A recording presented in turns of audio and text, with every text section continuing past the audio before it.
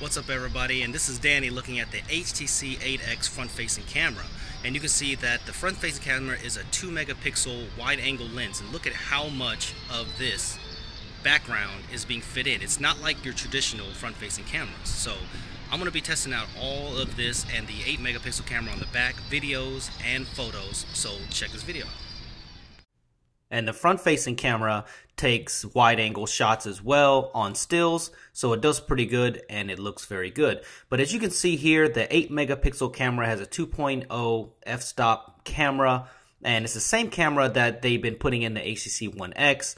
And really the big competitor here is the Nokia Lumia 920, which has optical stabilization and really good low light photography. But if you see here, the images are really crisp and it looks really good.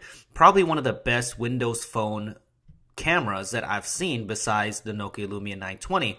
And I think this really gives it a run for its money. Look at the low light performance here.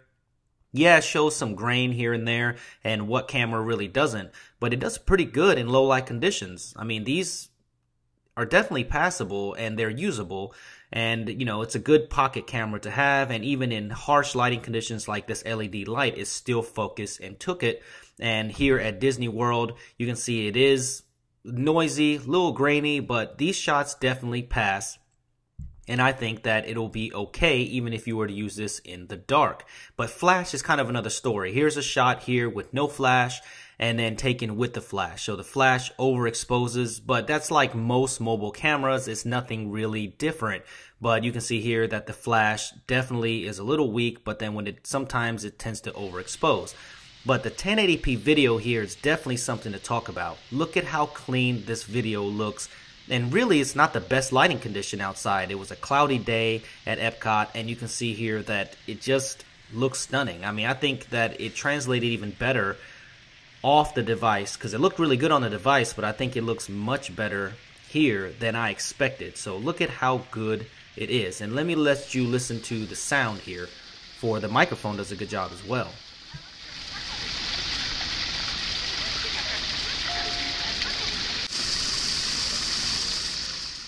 Now, the 8 megapixel camera on the HTC 8X does support continuous autofocus, and you can see that it autofocuses very quickly actually.